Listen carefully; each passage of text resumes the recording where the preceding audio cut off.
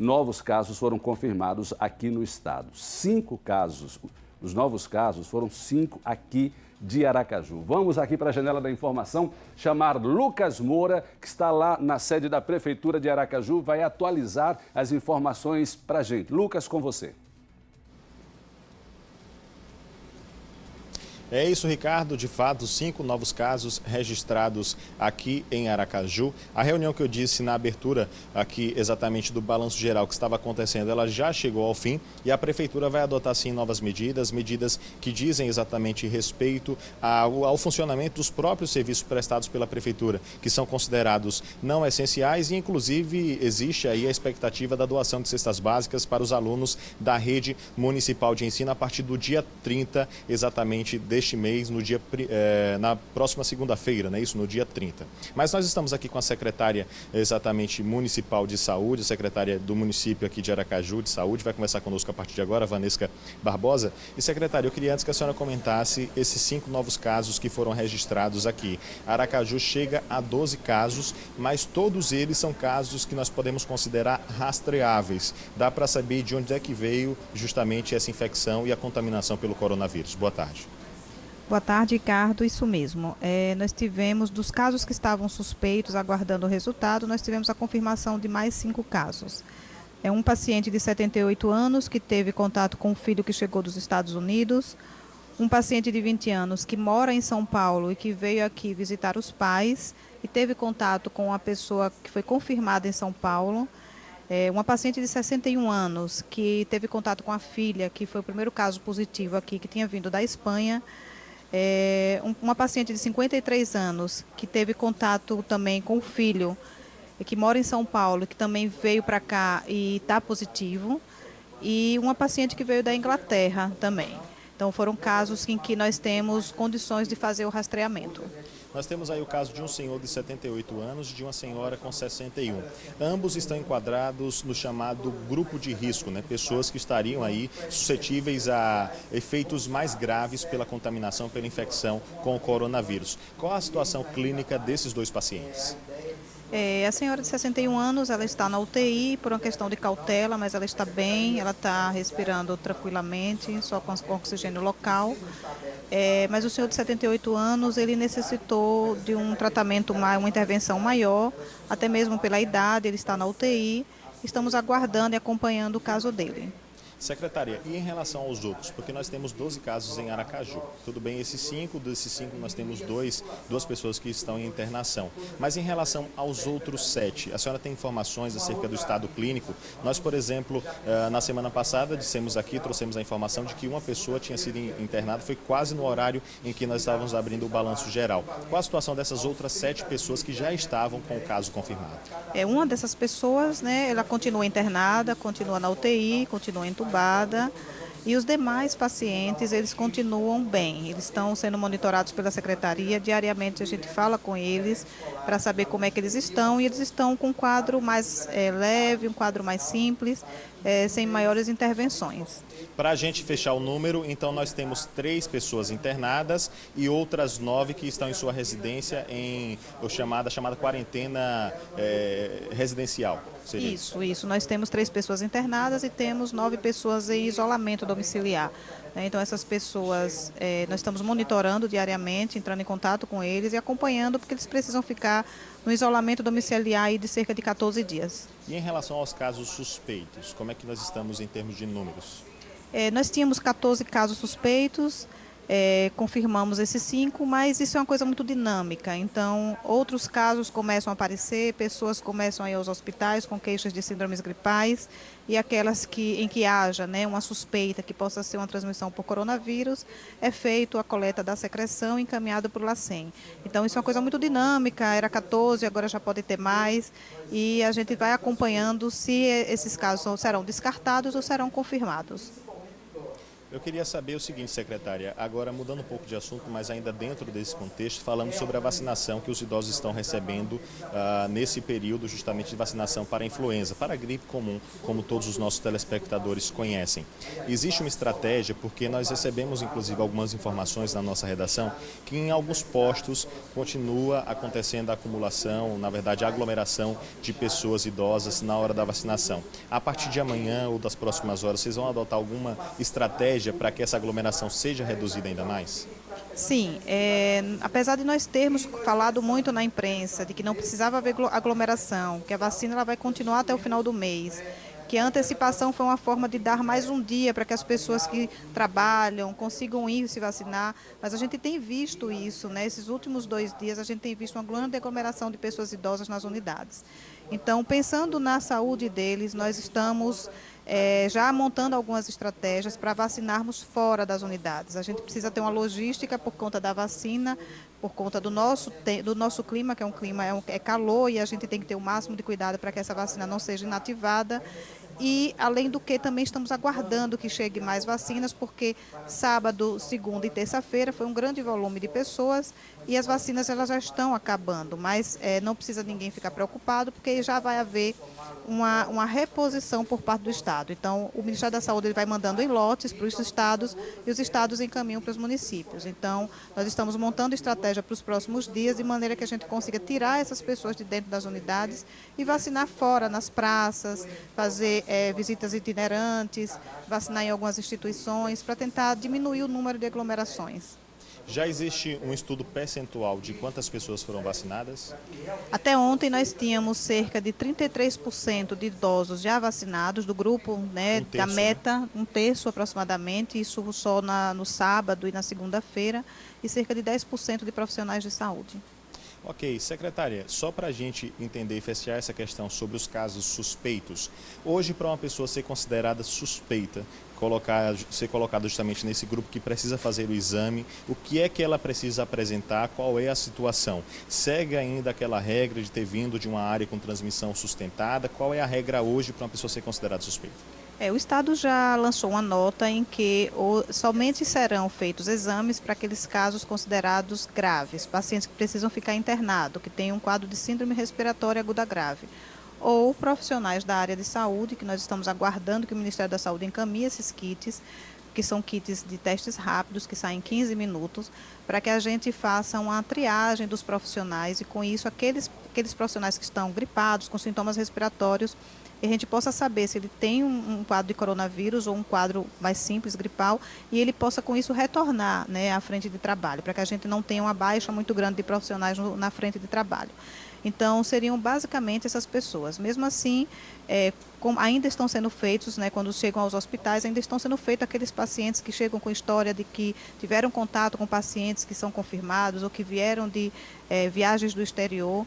Ainda tem sido feito alguns exames, mas a orientação do próprio Ministério da Saúde, da própria Secretaria de Estado da Saúde, são somente nesses casos. Falando em avaliação, qual a avaliação que a Prefeitura faz, que a Secretaria Municipal de Saúde faz, em relação ao número de casos confirmados?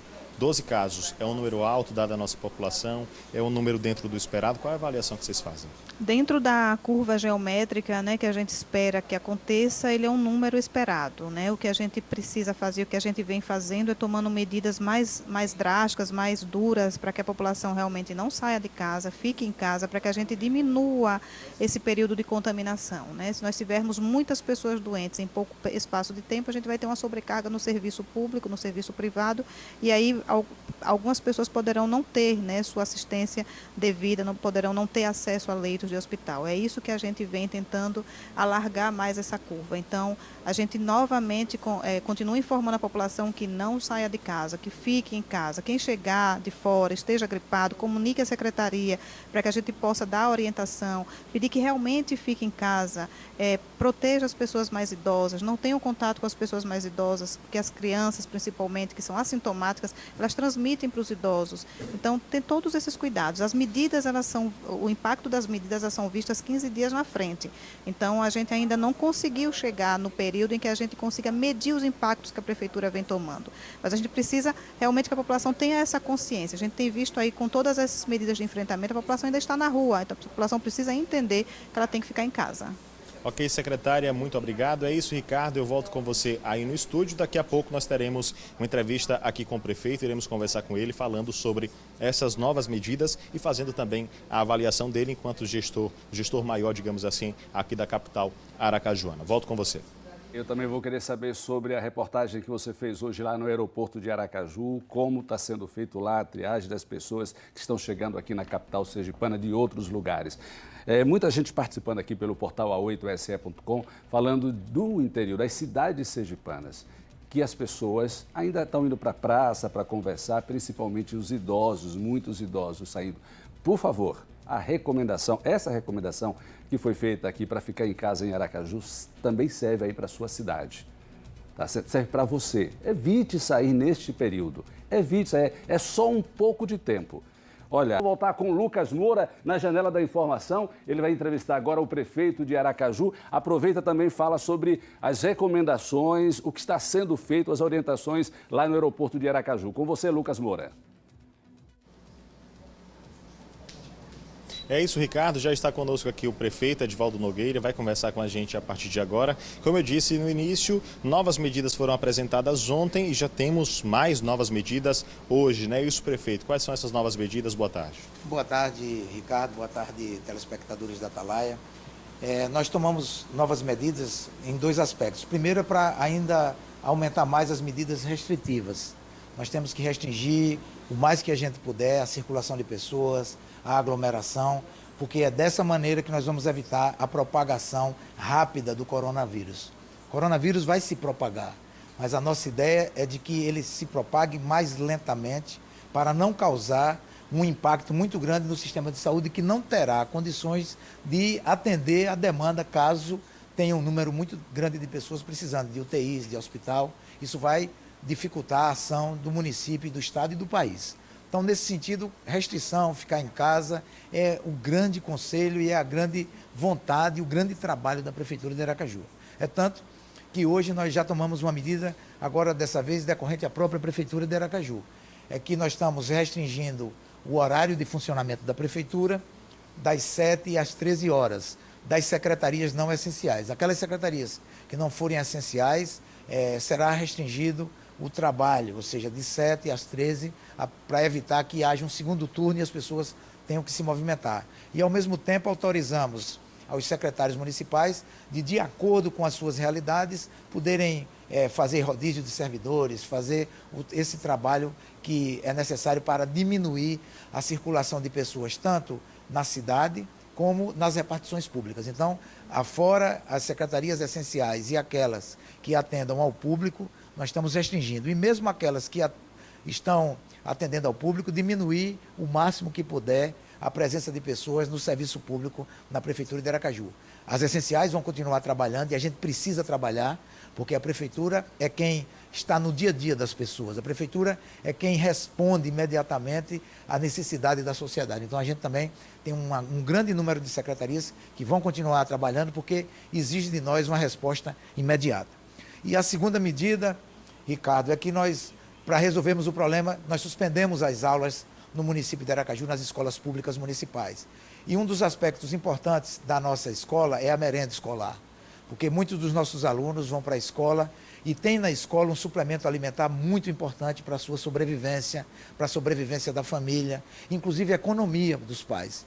Então, nós resolvemos que, a partir de segunda-feira, nós vamos fazer uma cesta básica correspondente aos 30 dias da merenda escolar e entregar a cada família. Então, 32 mil alunos, 32 mil famílias receberão nas escolas em que estudam essas cestas básicas. Nós vamos ainda, até sexta-feira, traçarmos como será a logística. Nós estamos trabalhando aí na logística, mas nós já conseguimos esse feito que eu considero muito importante, que vai ser muito bom para os pais e as mães, que muitos deles já são camelôs, são pessoas que trabalham no trabalho informal, são empregadas domésticas que não estão conseguindo um emprego, e que esse reforço alimentar será também muito importante para combater o coronavírus. Então, prefeito, dentro dessa questão dessas ajudas sociais, podemos dizer assim, existe alguma sendo estudada, por exemplo, para as pessoas moradoras de rua, dessas pessoas que não têm onde morar? Sim, inclusive esse debate nós fizemos hoje aqui. E a Secretaria da Assistência Social, justamente com a Secretaria da Educação, está estudando um projeto para a gente já começar. A nossa ideia é de abordarmos as pessoas que moram em rua e colocarmos em algum prédio público, seja uma escola municipal que não esteja em funcionamento.